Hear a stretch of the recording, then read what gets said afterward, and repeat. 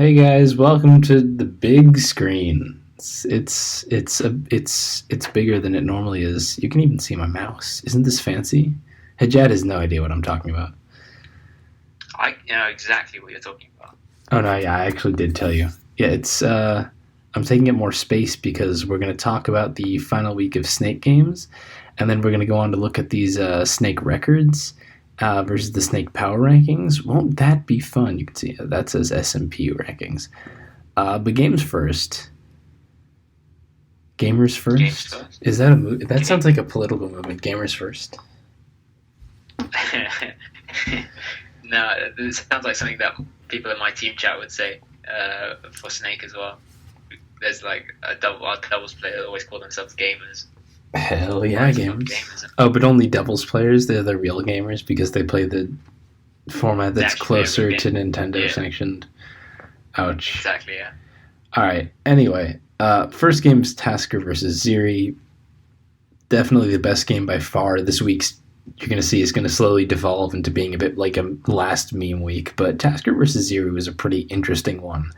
Um, Ziri's got again a much funkier team that has some somewhat questionable things, but also some really strong avenues of pressure that you can see matches up really nicely versus Taskers, in my opinion.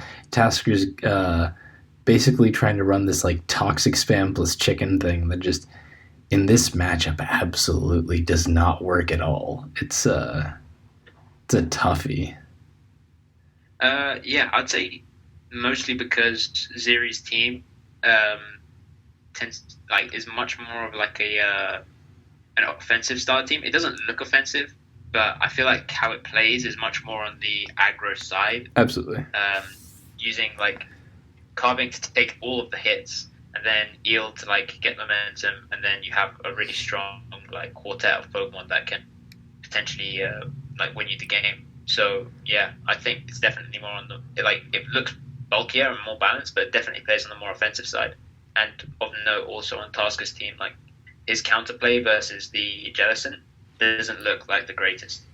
Like generally, he has the Lantern just in case it's offensive, but in the case that Lantern gets chipped, which we'll get into that. But yeah, the rest of the team isn't really well adept to like dealing with the Jellicent. Absolutely. Tangela, especially, like, you would think it helps, but it gets cursed bodied, and like, well, I can't actually hit it anymore. The big thing about Carbink, too, is even it being like a defensive Pokemon, this Calm Mind Carbink set really does output a lot of not offensive pressure on its own, but the need for Tasker to keep certain things alive. Because, like, you get up a couple Calm Minds, Chicken's not breaking it, Swana's not breaking it, Lantern's not breaking it, Tangle is not breaking it. Once it's got those Spadef boosts. So Skunk's not breaking. Like it really is just like maybe SD Fightinium Combuskin could be a problem, but otherwise it really is just like he needs that slash. And that already starts off with a big issue, especially since Sirius got a Dodrio and Slash is supposed to be like the offensive check to that because Dodrio is also pretty scary in this matchup. Oh, and the Abomasnow. It's supposed to be switching into Abomasnow too, so Ziri has like a lot of stuff to make Tasker really regret running into the Carbink. I think it works really well. But we can start the game because I think I know the early thing you're talking about. Turn one, Lantern gets crit with the big Draco Meteor, and yeah, that's already Jellicent and Eel are just like gonna start popping off. It's not fun. Yeah, Tusker really needed that Lantern to be like healthy. Well, not like necessarily healthy. He just needed it to sort of be around and like be able to tank a couple hits if he needed. But given how the team's sort of structured, he needed to take the hit and then it just got crit. So it's unfortunate for sure. Yeah, and he didn't really have like any other switch, and you don't want to really be pivoting in Slash because again that has to stay healthy. You kind of got to go Lantern, and given that it's lefties protect, if it doesn't crit, it's still going to do like a decent amount, but you can at least end up healing up to a much more respectable position. So this already just outputs like so much offensive pressure on Tasker. It's really pretty scary here. Also, we see U-turn on the Silvally Dragon. it's really weird to me to see people like mess around with U-turn versus parting shot on Ziri's team in particular. I just feel like clearly the U-turn is so you can pivot on Regirock and I guess Metang too. And on this team, I guess it feels a little weirder. Because if I wanted to call out Regirock, I guess he wants to be able to U-turn into Abomasnow as opposed to doubling. I just feel like Regirock's not that bad for this team comparatively. It feels a little weird, but I don't know. Just it was a small thing that caught my eye, and not hugely impactful at all. Um, Yeah, I think it's more so just because maybe cold feet about the lack of rock resist. So potentially, if it's an offensive Regirock, that can be a huge down.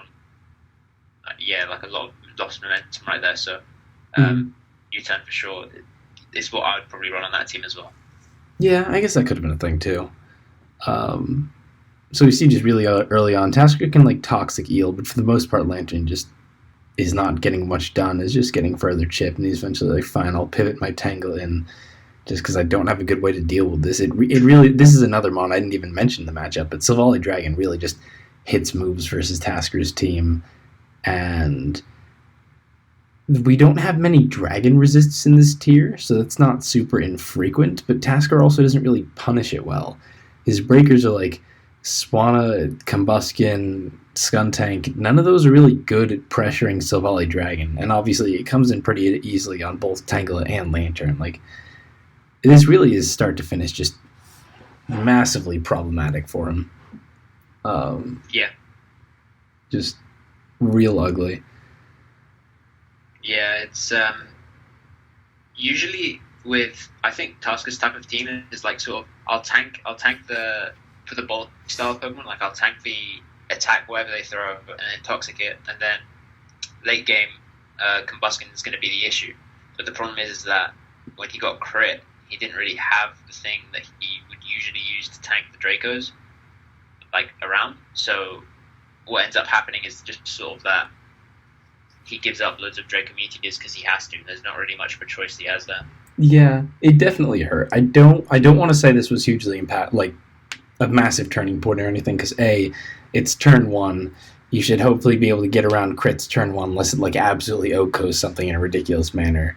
And B, Ziri just still has such a strong matchup here. But like it is a big dimension of why Tasker is just getting so pressured, and like he pivots slash into the Silvally and takes 47. It's like that carbon check's getting a lot weaker. It's kind of scary. Yeah. Like he knocks off the Carbink 2, turn 14. That doesn't even help in late game. It doesn't even matter that the Carbink loses lefties. It's still just going to be so good. It's just it's not a fun time for him. Yeah. And it really doesn't help that it's toxic skunk either. Like if this could at least poison jab it, that would be so much nicer. I thought you were about to say something. Come on. Oh yeah, no, not really. All right. We also see the water absorb gelatin. I just wanted to point that out because I said it can curse body tangle and then kind of 1v1 it, but I guess this one can't.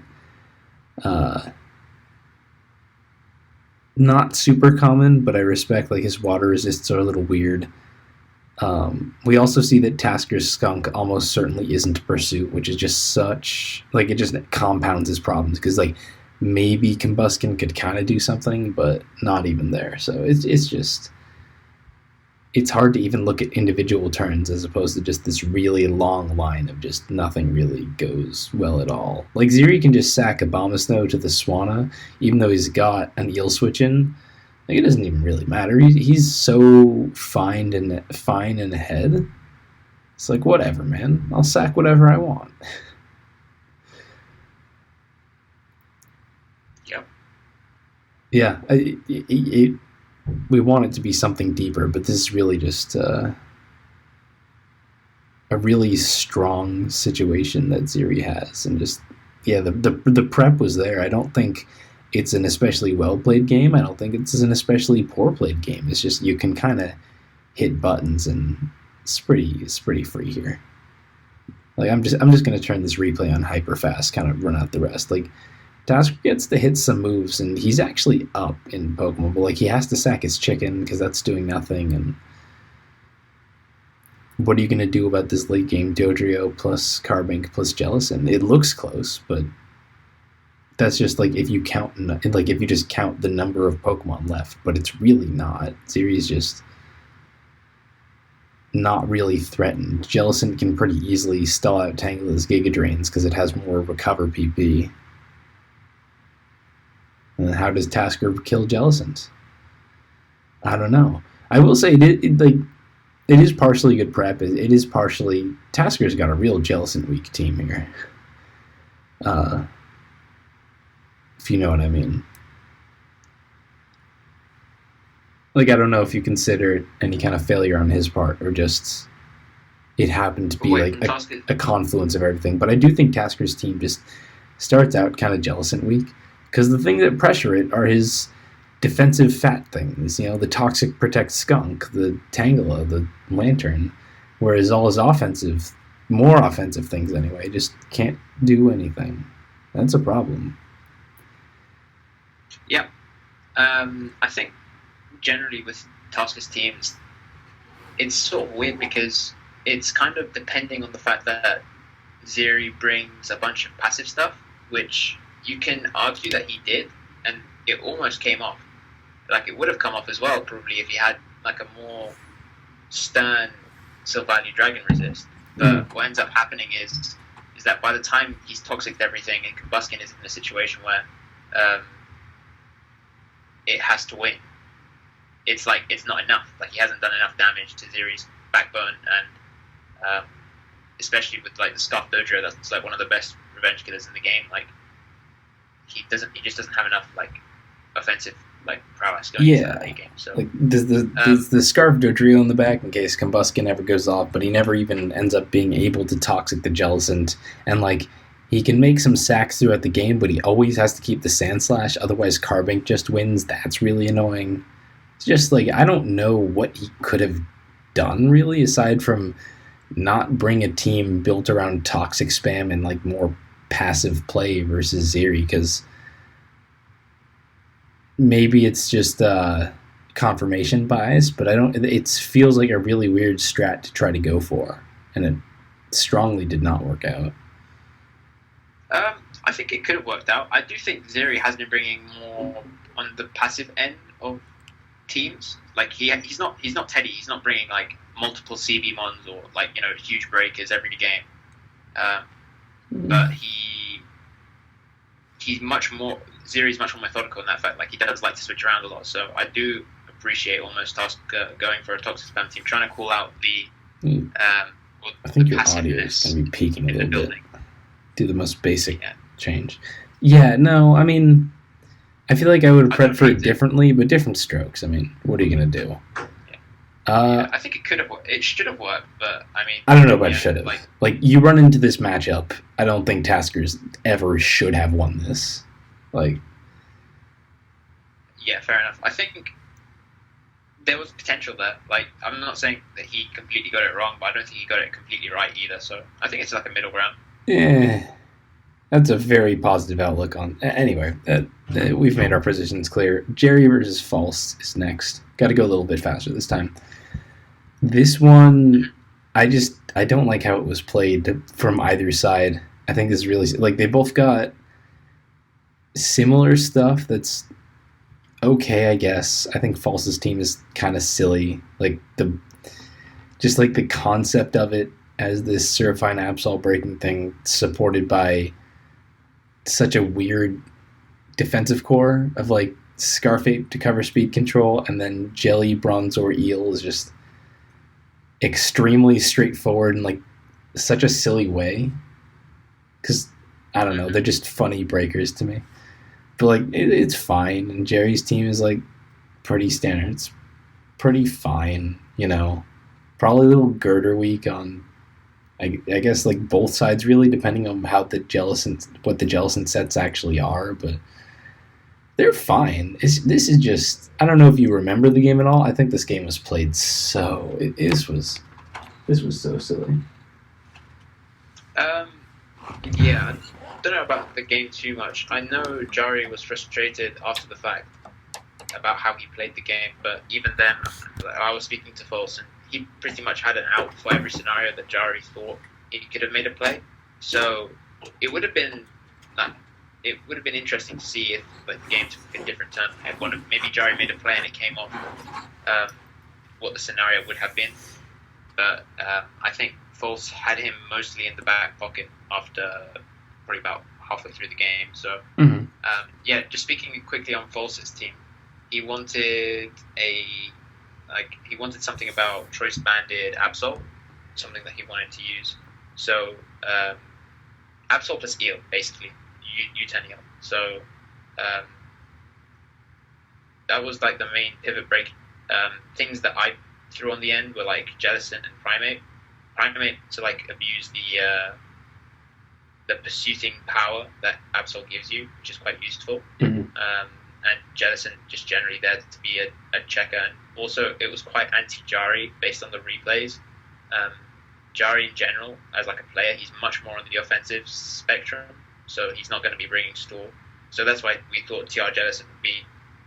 It's a good mod in general, but if it has a great matchup, then that's even better for us. Yeah, we'll say that definitely worked out. Jerry's check being like, kind of needs to have Torterra at 100 or sucker it with Absol, which is not super great, or have Eel at 100, I guess. Like, it's definitely going to be a problem for him. So yeah, and then on top of those 4 months, False really liked the look of Servine as well versus Jari. So and then the net culmination of all the weaknesses led to Bronzor being picked as the starter. The only way you can make everything else work.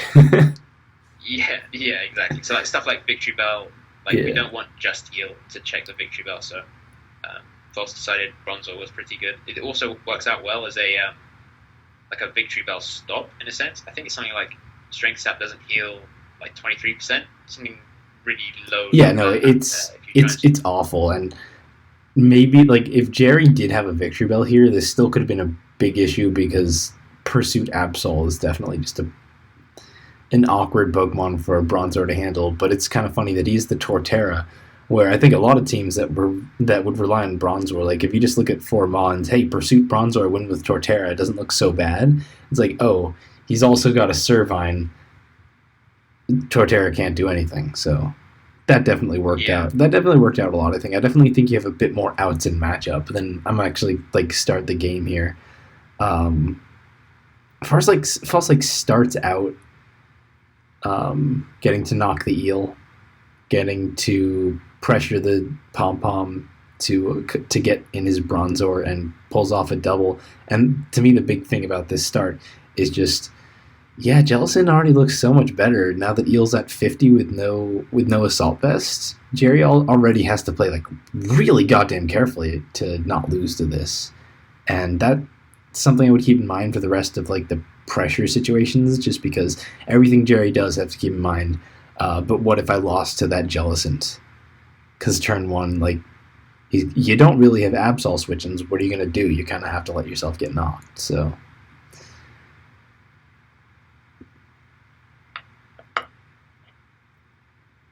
I don't know if Hijad's... Yep. Oh, you're there. Okay. I was hearing some weird mic noises. But yeah, that happens. He gets his Jellicent knocked. False loses Absol, but absolutely worth it. And then this happens. There's a lot of turns like turn 8 where Jerry has his Absol versus False's Jellicent, and he does not make the quote-unquote risky pursuit play. And I don't like that. I think at least the first time, it's pretty cool that you get to knock off the Primate. But my issue is that as this keeps happening, because we'll just see multiple times, also nice Ice Punch tech, but as we'll see multiple times, Jerry will get Absol in, and he'll use it to get a kill as False's Jellicent switches out. Here it is again. But False has a lot of death fodder that he doesn't really need. He doesn't need Ape with a Scarf. He doesn't need his Eel. But he needs the Jellicent. So Pursuit could have just been such a more high reward play. But instead, some shit happens, then False gets a kill again. Hey, I get to Hydro Pump and kill the Slash. I get to, Ice Punch that Torterra, and Jerry's still not pursuing. False can fodder Bronzor. What does he need Bronzor for? Like, he's fine. So just this Jerry pressure, like, really doesn't work. Because late game, it doesn't look terrible, but in reality, it just, I don't know. He needed to pull off something earlier, or maybe, like, somehow beat this Jellicent with Pom Pom in a better way that happened, which is just wasting Z move and then not recovering, and then Servine just kills it. Like, none of this worked for him at all, and I really do put that on just like he didn't make it play anywhere. Pom Pom kind of just hit the Z move and switched and was too low to really beat Servine well. Absol never pursued the Jellicent. He left False's biggest threats for late game was just killing shit he didn't need to kill. Yeah, no, I agree. I think Jari could have mixed it up and gone for the pursuit and be a bit more ballsy, but in actuality, if he decided, I think what was going through his head, if he decided to pursue and False stayed in and Hydro Pump, game was over. Like, there's nothing. Jari did not have a way of winning after that, so I assume he was like, wait it out, see if he can, like, put himself in a winning position without needing to make a quote-unquote 50-50 play. So, yeah, I think that's probably where he's coming from in terms of, like, decision-making, like, in the actual game. But I know for a fact, like, after the game, he was sort of gutted that he never made a balls play and just prayed he switched out. Yeah, I mean, don't get me wrong. If Jellicent stays in and Hydros, you've got a problem. But I'm just checking. Does that actually OHKO? Because I'd be really surprised. Yeah, from 65 it does OHKO. But oh, the Absol was on. Wait, for how long was the Absol on 65? I think as soon as like the first 50-50 from Pursuit happened, if I recall correctly. Yeah, he's gonna. Okay. Yeah, like he shadowballed the Absol. Yeah, okay, Shadow Balls are coming in, so Absol's already on 65. So yeah, there was some risk there, and yeah, obviously it's a risk to Pursuit as they don't switch out, but like he had to do something. That's not an especially hot take here. I don't think he just didn't really hit the buttons that he needed to hit. Expert analysis. Me is super smart. Anything else you wanted to comment on this game? It's probably better. No, not really. To be honest, like the things that we needed to use, I felt like we brought, and False played it pretty well. Like, he played a pretty good end game as well, so it's looking good for him. He's guaranteed positive at the end of the tour, no matter what now. So no, he's guaranteed even. He's guaranteed even, not positive. Oh yeah, no. That's if we make finals, he loses both finals and semi-finals. But yeah, not that I expect that to happen, but we'll get to the records. We'll get to it. Yeah, so False taking out Jerry, and now we can move on to a little more of the weirder games. First is Teddy versus Boof. That is Boof playing. Ryza decided not to play because the team was already out. He was on at the time. You'll even see Ryza talking in the chat, but they're like, no, let's just have Boof play. If I had to guess, I'm pretty sure Teddy was just like, we're already in, this game doesn't super matter, I'm just going to bring an old team. So I imagine he was like, trying when he played, but I don't think this team was like a real prep choice. Like, fuck it, I'll just load up this like fat Bronzor thing that I have. And Boof was just like, I'll just get past something by Ryza, which happens to be this kind of funky Cribominable offense. So I don't think there's a lot of thought to teams here. It's just like, whatever. Yeah, no, 100%. I don't think we can read too much into like, oh, this is what that guy was trying to do. There's not really much to delve into there. Mm-hmm. And the game has a few interesting moments. I don't know that there's like a ton. I've already started up. So turn 2, we get to see Teddy has a Gigavolt Havoc Primate that stays in on Swanna Scalding. This is weird. As Boof points out, why is it not Gracium? Gracium definitely sounds better. Like they both hit Jellicent, but grass coverage just seems like, hey, you get to smack muds maybe or something. So I don't know, but it's a funny tech. Teddy's been using a lot of Z move Primeape. He brought it versus me in seasonal. He brought it to another snake game. Like this is something he really likes right now. It's like this non-choice, just breaker Primeape with the Z nuke and gets the U-turn out of everything. And I definitely see the appeal. Like it's a strong mon.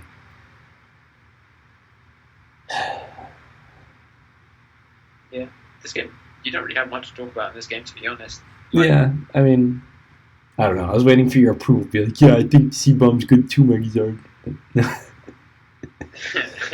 yeah, probably. No, I'm just kidding. Yeah, like not a ton. That's an interesting thing. I just like pointing out that trend, but otherwise, uh, it's pretty standard shit, and doesn't really matter playoffs or anything. It's like, oh, what happened? How did it end? Crabominable is gonna do some shit in like 2 seconds.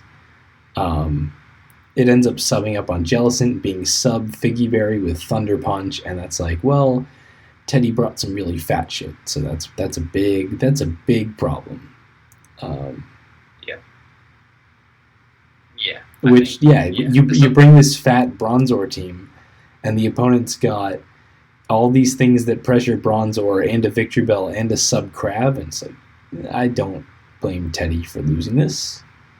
What are you gonna do?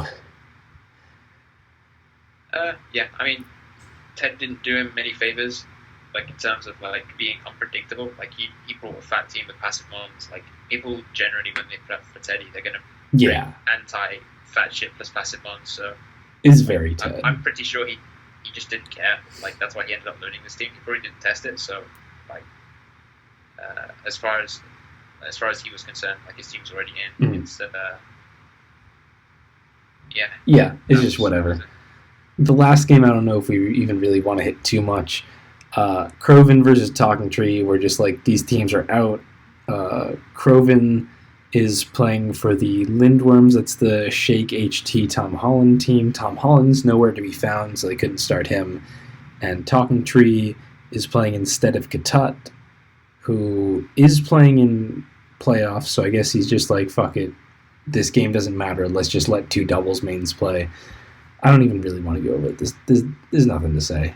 It's a game that happened. Croven won, right? I'm pretty sure Croven won. Yeah.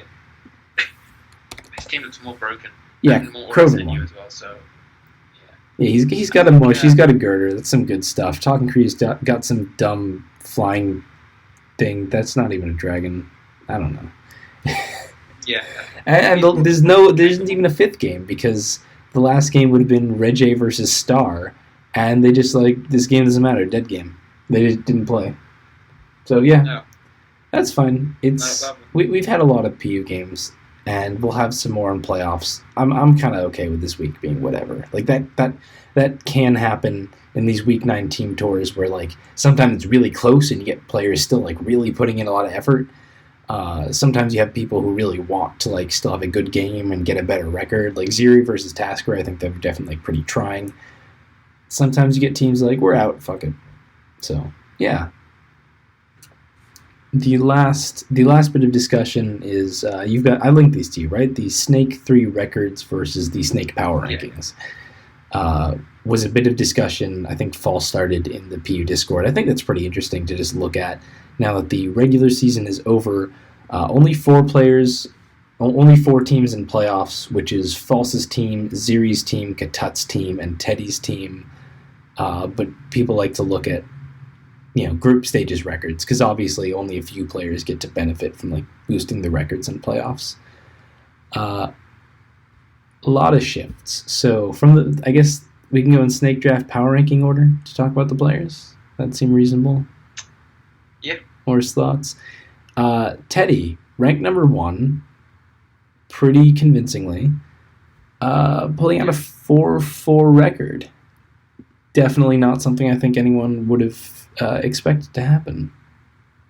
4-4 asterisk, because he does have semi-finals and potentially finals to play. So he could Teddy's still playing. 4-6. Yeah. So, yeah.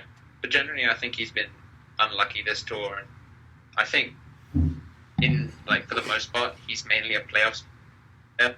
You don't really see Teddy putting in maximal effort until like it actually matters, like the games actually are knockout games and the crunch is on. So yeah, I don't think there's much to read into that. Okay.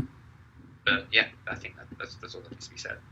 Yeah, there is also the fact that like, okay, he got like kind of luck versus Kush, kind of luck versus Katat. I think his wins were pretty solid. I don't remember much on that. False, just like 6-0'd by a lead mon he wasn't prepped for. And then the loss to Boof, he just wasn't really caring. Like he could have been 5-3 instead, but I don't think he really cared about that. And yeah, so that's fair enough. Okay. This still doesn't make me want to rate Teddy super poorly or anything. He's got wins on Tasker, Soulgazer, and Ziri, which coming out of this pool, that's pretty strong. He's still our big dominant PU lad. So yeah, I don't know. It's not what we expected. And next tour, LTPL is actually coming up. Manager signups just closed today. Signups will be up tomorrow, and he's going to be managing. He's not even going to be playing, so maybe he's looking to take a little step back. Although he will be around for circuit playoffs, obviously. So I do believe that the rules are such that one of the two managers, possibly, depending on if the managers agree, one manager might be allowed to play, but Teddy said he'd rather be you than him, so I'm assuming. Yeah, I'm assuming he just won't. I'd rather be Teddy than me, so yeah, I don't think either of us will end up. You guys just don't want to play PU. That's so degenerate, dude. We managed last year. I'm like, no, fuck that. I want to go play some games, and you're like, I don't want to play some games. Yeah, to be honest with me, it's just sort of like I don't really have the time to invest in building and then practicing and playing, and it's like that. That's an easy wormhole of hours that you can spend a week, just trying to, Totally fair. And if I'd been all invested in Snake, I probably wouldn't want to do another team tour back to back too. But one of the nice things about LTPL is we probably won't see a ton of people go back to back. We'll probably get, more people like TJ, LST, myself, I don't know, Telenet maybe, etc. Like getting more people starting. So I don't think there's going to be a lot of that burnout for people. Exactly. But for you and Teddy, like that's another thing.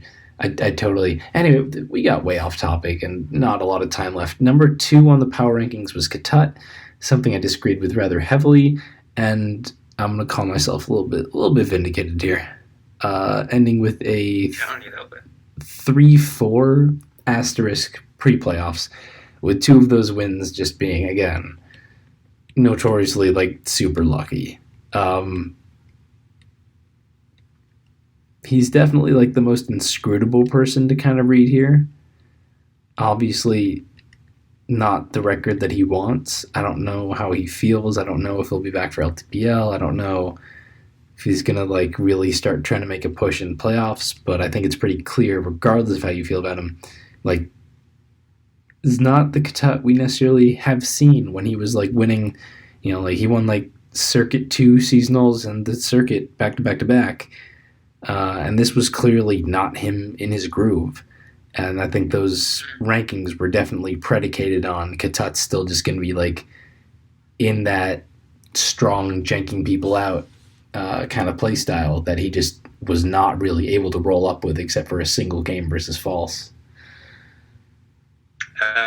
Yeah, and even then, False ended up choking that end game. Generally, like that's what he's been telling me is that he's won the games that he's won are like the 5 games he's won were like wins, and then the 3 that he lost he could have won. So like you could even put almost like a half asterisk around that and say, oh well, if Folsom didn't choke versus you could be looking at a winless 0-7 potentially. But regardless, I think that probably would have been a bit harsh. He hasn't played that badly. I think generally though his team selections have let him down a bit. Yeah, and he's not played like completely horrendously, but even in the quote unquote like garbage PU player base, he's not played well. He's like noticeably been a bit of a quality like problem that I think if he wants to perform in LTPL or another circuit or circuit playoffs, which I'm sure he's in because he won the first seasonal of the year. That's something he'll probably be looking to overcome. You hit on False briefly. He was number 4 on the power rankings. I think we can skip to him, ending surprisingly with a top 3 record pre-playoffs, and has the chance to keep improving that in playoffs themselves. I don't think a lot of people saw that coming, the way he kind of struggled early on, taking the 2 losses to Soulgazer and Katut, and then not playing week 4. And like you said, all of his losses were kind of these like chokes on things he really felt like he could have won, and his wins were just like weirder, more awkward wins, like the weird Teddy 6-0 and the kind of just odd Jerry game we just went over. He had a really rocky start, but he mostly pulled it out, and he knows like where he struggled as a player and what he would need to do. So, yeah, I generally think he's been better since the start of the tour, at least as a supporting player or as a PU support. I like a lot of guidance from my players. Like usually when PUPL happened, I was like to my players like Finch, Jari, tricking, like what type of Pokemon do you like? What Pokemon do you think are broken in the tier, or like sort of tongue-in-cheek broken? You know what I mean? Because to a certain extent, if you believe something is broken, you'll play it as if it's broken. You'll have more faith in it as a win condition. So that's generally the type of questions that I used to ask my players. Like, give me some guidance. Tell me what your thing is. What thing do you like to be built around? Generally, I think since the start of the tour, Foles has gotten much better at communicating like what things he thinks are good and what things he doesn't think are good, and then also understanding if I mention like, I don't know, randomly Electros, like he used to have a problem saying, oh, Electros is kind of overrated as a Pokemon, I don't want to use it. Now it's more like I still think it's overrated as a Pokemon, but that doesn't mean I shouldn't use it, because it can still provide value to me based on how a team is built or how the game's going to play. So I think generally as a player he's gotten much better as well. So yeah, like towards the end he's been, hopefully long it may continue into the playoffs as well, but towards the end he's been, pretty solid as well. He cleaned it up. I don't think he's been super standout at any point, but that issue of just like hard choking these late games, he at least ended up not managing to not do that week 7 through 9 to get like 3 wins at the very end to turn the 2-3 into a 5-3. So yeah, we'll see what the PU icon has up for us in the future. I don't think he's going to be in like circuit playoffs or LTPL, are only like pre-Gen 8 PU things, but he'll probably be around for some future tours, and we'll see. We'll see if he still got it. I'd personally love to see if Pulse was to play in LTPL like a PU, and then he said he won't. He said he won't. Yeah, I know. So. But that's like a I don't know, like a fancy, I guess. Like he'd play in LTPL and then understand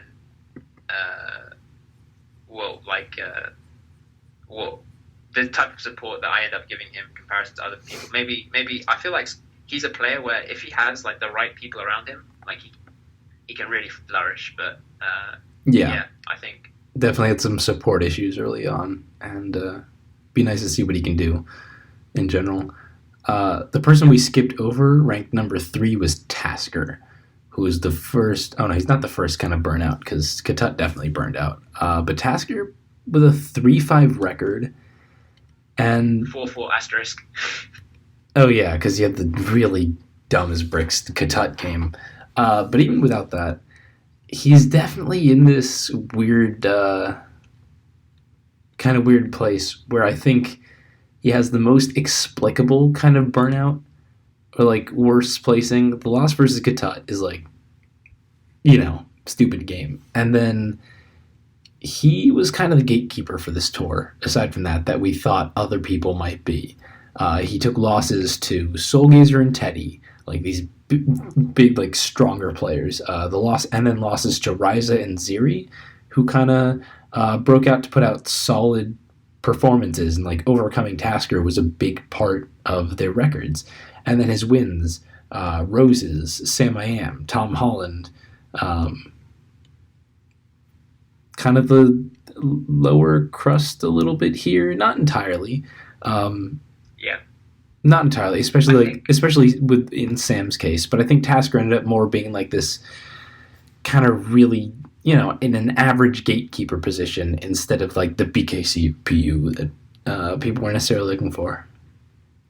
Yeah, I think the one thing that I take away from Tasker's game that you're not going to necessarily get from his record is that he pushed all of those players that he lost to the very edge. Like Yeah, the game versus Soulgazer comes out to me in mind. Like Soulgazer versus Tasker in that late game was like a super close late game. Like it's a he contention could for have the blown best either game way. of the tour, I think, Yeah, I or think so PU as game well. of the tour. Yeah, I think generally speaking, like he's played decently. I think generally this is something that me and Teddy were talking about quite a bit, just generally before this tour, and to this day, like Tasker has been let out to dry quite often by his managers, um, just by like not getting him team support. Like Um, Tasker's break, Tasker's breakout tour was like you can argue it was like PUPL 3. I think that was the first edition of the Dens. So yeah, he had like me, Yogi, Dibs, Teddy. We were all on the same team. We were all helping him build. So I think generally, if he had like a more, uh, I guess, palatable building like group of people that he could like converse with occasionally, he would really benefit from that. But I feel like because he has the whole PUBKC thing, like he's just sort of like, okay, we'll buy you for PU, and then you just sort that out yourself. yeah, So he's seen as someone who can be like totally self sufficient. I can see that. I have no idea what the behind the scenes in Bushmasters was. But yeah, either way, yeah, I think where Tasker comes out looking better is like his 3-5 compared to Katut's 3-4 is that like Katut's losses were really ugly in cases, whereas I agree that Tasker's losses, really coming close against people who are overall stronger. Just kind of, you know, watch the games, get a bit of a better overall impression is all. Like, not super surprising. yeah, Fifth on the power rankings, Soulgazer. This was definitely one where it's like, how the hell do we rank him? He hasn't actually come to PU. We don't know if he'll pick it up. I think he will, and I was ranking him higher pre-draft, but like this was just a weird situation that ended up being, yep, he takes to it pretty well. Really, just yeah, strong wins where he just played some good PU over Tasker, over Ryerza. There's a bit of a typo on the sheet there. Um, yeah, yeah. strong record. Was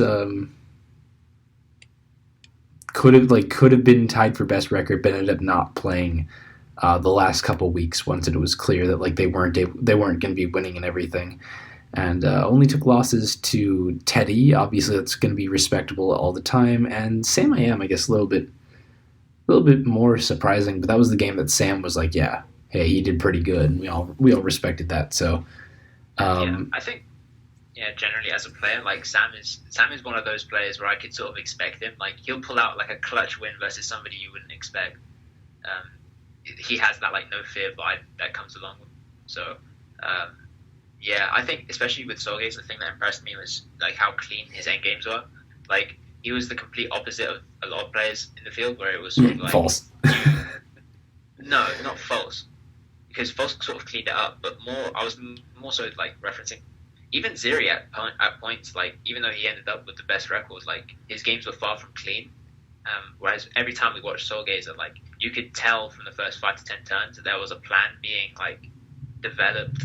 Really, like he understood what needed to happen in order to win games, and that takes a lot of meta knowledge. So, credit to him. He learned the tier quite well in a short space of time, and ended up with a really good, respectable record. Yeah, I think that's fair. You got to look at like from watching the games as well as looking at the records. Soulgazer just comes out looking real fucking strong, and that 5-2 definitely shows it. Beating out False by one loss just by not playing the last couple of weeks. Bob got him.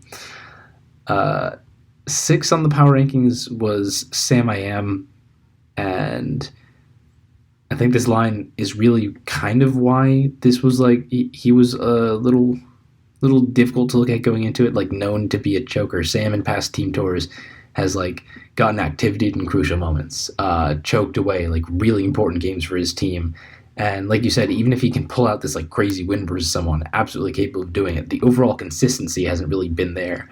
And this was finally Tori was like, hey, he went positive, 4-3, nice. I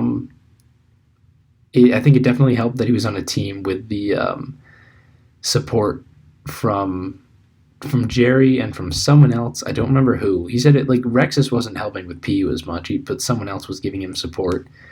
Definitely a little. I can't remember. I don't exactly remember. Who, and like it was a bit rocky at times. If I remember correctly, his loss to Tasker was not great. And then Ima and Roses are like strong tour players, but not necessarily the people you want to show as losses on your sheet. But overall, he pulled out some solid stuff. Wins on Ryza, Soulgazer, K-Tut. You know, this was him being like, yeah, I can be pretty decent. Start me. Don't worry about it. So. Yeah, I think generally with Sam, we understand that he's like a wild card selection almost. Like he's not necessarily going to be like ultra consistent every single time. But yeah, the key thing for him is going to be, I think Sam has also been somebody that has been like over the years has just generally not benefited from like a nice support structure around him. Like generally, like he's been considered to be less of a PU mainer than other players. Mm-hmm. So generally, people like say, "Oh, you know, PU fine. Like you should be able to build for yourself, whatever." I think generally, like he likes having other people build for him because I think he'll admit even himself, like sometimes the teams that he builds are like they have like inherent flaws in them. Yeah, I managed him. I managed him for PUPL. Yeah. I didn't do a lot of that, and don't get me wrong. Some of this is like, yeah. Sam also when I managed him, he choked like the last week, basically like losing us out on playoffs. That's just something that happened. I should share. It's kind of relevant here, but yeah. Also, like in hindsight, I didn't expect to really necessarily want like to be supporting Sam the way I think he really benefits from. And I think Hogg really figured out, like, pick him up, pick Jerry up. Maybe it was Rexus. I really do feel like he said it was someone else, though. And just see what Sam can do with that support. And the solid 4-3, the win on Soulgazer. Nice. Go Sam. Yeah. Pretty solid turnout. Like, I'm happy for Sam generally because he listens to Untier talk and he's generally really come on. We gotta speed. Like, we're happy for Sam. I get it. We gotta speed this up. Okay. You have to be somewhere. We get it. Yeah. Ziri ranked at 7th. Obviously, the big breakout, the one we want to talk longer about. This is funky. I don't think a lot of people are gonna remember this, but like, you know, I've been around PU a while. So circuit playoffs, I play Ziri in semifinals, and up until this point, he's been like that guy who's just kind of been not really notable and kind of lucky and kind of reused the same mediocre teams to get through seasonal, but he still qualified for circuit. You know, like mostly just that guy who happens to never lose and will occasionally luck someone really hard to get far as opposed to being like a big standout. Like, I guess, I don't know, like kind of skip Cannon this seasonal. He's kind of just like been there and then hacks Teddy and now he's in top 4. Yeah. And that just kind of happens. That was Ziri. And in circuit playoffs, he was finally like, I'm going to build something. I'm going to do something different. I'm really like try to put myself out there. And he plays me in semis and he uses like 2 completely new things. And that was big. He really had recycled like the exact same shit over and over and over. And he finally went for some new stuff. And I trashed him. And it was awful.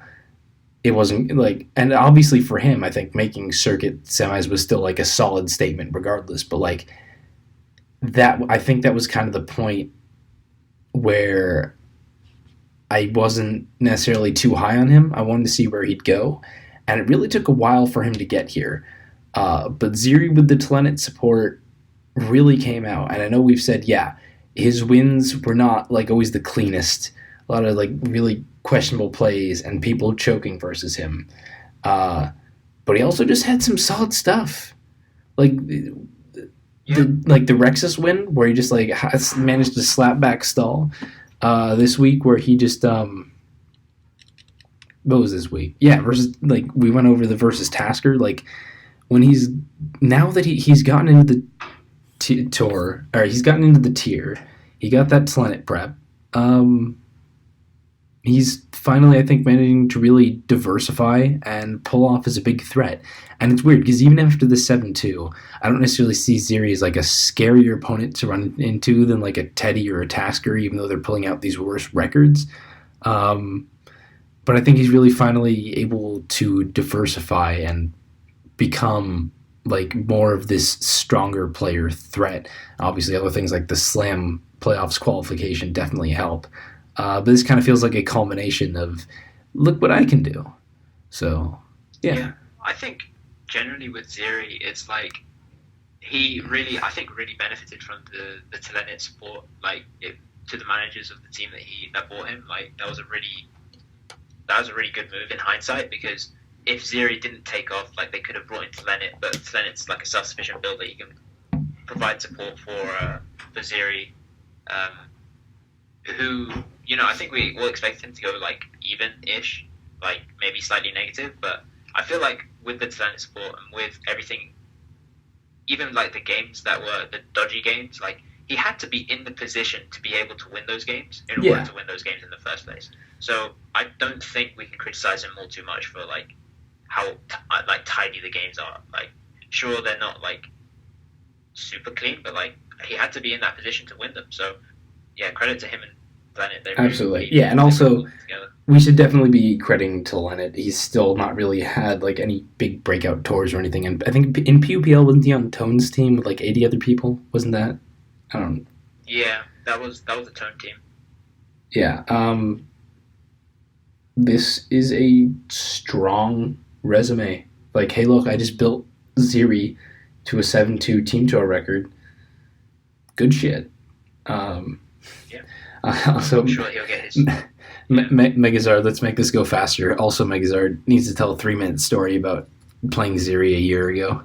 But it did feel relevant because this is like a big. I don't think a lot of people know that necessarily. Like a year ago, he was pulling up these big performances, but like in a much more awkward position. Now he's pulling up big tour performances, but from a position of much greater strength. Is kind of where I'm trying to get at here. I'm sure Tlenet will get his chance in the upcoming LTPL as well. Yeah, I definitely think after this, I really can't see him not being drafted. Number 8 was Shake. This didn't work at all. Shake didn't even really try. Then they tried to throw it to Tom Holland. Tom was bad and lost a lot. He went 1-4. HT got a win for their team, so that's this didn't work out. Shake account immolated after the tour. He's banned now because he wanted to be banned. Tom is gone. No one knows where he is, and unfortunate because Tom was like, "Hey, look at this guy! Like really putting himself out there, got himself drafted." And then it came time for him to actually perform off that. That didn't happen. So, yeah. Yeah, I think generally, like this is why I don't generally agree with the sentiment that the PU player base is weak, because Shake isn't a bad player, Tom isn't a bad player. Well, Shake played 1 week and then he didn't like that was it. Like I don't think the PU player base is as bad as people are saying, but Shake played a single week, lost to Soulgazer. That's not a massive condemnation of anyone. I could play 1 week and lose to Soulgazer and then just stop trying. Yeah, no, but like generally speaking, like the entire team, like you assume that a team effort is going on to like prepare teams, and then also like the player or whatever is. Well, I don't know because so much rested on Tom, who did not pull it out. Tom was stupid. Like, why would you have your PU player be somebody who has literally no tour experience whatsoever? Like. Well, because he was coming off this, he was coming off the Slam run. He was super active. They wanted to try it out and use him to.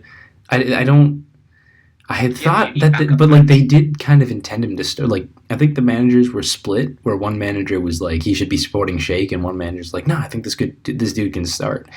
Either way, yeah, I think a better way to go about it to not throw all this pressure on like this newer guy would have been, draft Tom. alongside someone like a Tasker. Obviously, that's pretty expensive from a draft or like using up your snake picks, but like, yeah, this Yeah, he's not the only yeah, person to bust her out. I'm looking at the sheet right here. There's Rodri going 0-2, and that's it. But like, um, yeah, this just didn't work out at all. yeah. Um, Unfortunate as well. Tom's a nice guy. hopefully, he comes back. No one knows what happened. Ninth was Riza, another case where like very hard to rank him at all. Uh, definitely like started out with the big 3-0 and then ended up just falling off after that. But still down to like a solid 4-4. I think he put in some pretty decent work over the course of this tour. It's kind of funny that overall I think Riza feels a lot more solid. His wins were like early weeks Ziri, Katat, Gary the Gengar, and then he had the solid Tasker win. But then his losses, the loss to Tom Holland really stands out. It's like it definitely felt like he just really struggled a bit as time went on. But solid stuff, and I hope it Yeah, sticks around. Kind of the same situation. We're like, yeah, all right, fine. yeah. I think if we were to re-rank Riser, he wouldn't be ninth. So I think generally his performance has been better than what most people would expect. Uh huh.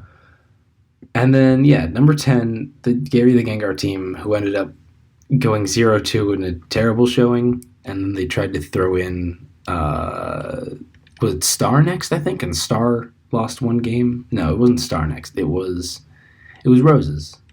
No, it wasn't Roses immediately after. Who did they put in? I don't. Oh, it was Kushalos. Kushalos went 1-1, and then they threw it over to Roses, and Roses put out a decent 3-1. Roses didn't look bad at all, and he finally had Specs support. That's where this team kind of took off, where they actually got Specs to help him out. And then Star ended up not playing the last 2 weeks, losing to Teddy and then dead gaming.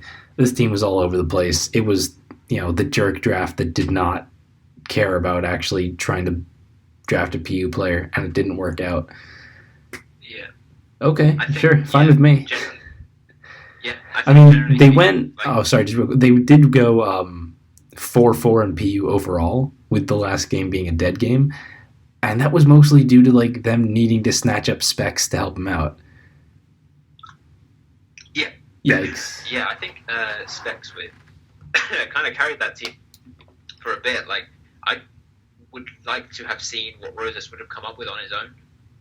Same with Star and all them, but I would like to think Specs held his own there. Apparently, Roses was Yeah, active in the building process. yeah, but there's a difference between being active in the building process and actually being the ones to build the team, Mhm. right? So, like, you can say, oh, I don't like this, or I do like that, or I do like this. You know what I mean? Like, there's a difference between that and then actually going and building. I think Specs, that was generally a good move on his part because now he sort of put himself in the frame for LTPL in maybe not a starter role, but definitely in a substitute or support role. I generally think that's where he would thrive as a player, similar to Dibs. Like, if you want to buy a 3K or whatever, and Dibs is around, like, as a support player, like, that's a really solid option to have because he'll win you a couple of games on his own. But I think Specs generally comes with that type of support. So, yeah. It should be noted. Yeah, so Specs did some good there. It should also be noted that Roses and Kushalos like generally looked pretty solid. Like they still could have had the idea of putting these decent players who are good at low tiers into PU. Didn't need to work out like this. This was just fucking PU. So Yeah. Yeah. kind of a Not to sad mention, and lonely. Roses got a couple of lucky wins as well, if I recall correctly. So it probably wasn't the most solid 3-1, but I guess they did the job that was supposed to be happening. Mhm. So yeah, like it's kind of a sad and lonely way to end up this recap. But yeah, definitely a big shakeup for the power rankings. They were not anywhere close to the top 3 records being Ziri, Solgazor, False, and then Sam I Am or I guess roses, depending on if you value the 4-3 or the 3-1 higher. Probably roses, I guess. Weird week. Weird tour, really. Only Ziri played all 9 weeks, I believe. No, there was one other person who played all 9 weeks, I thought.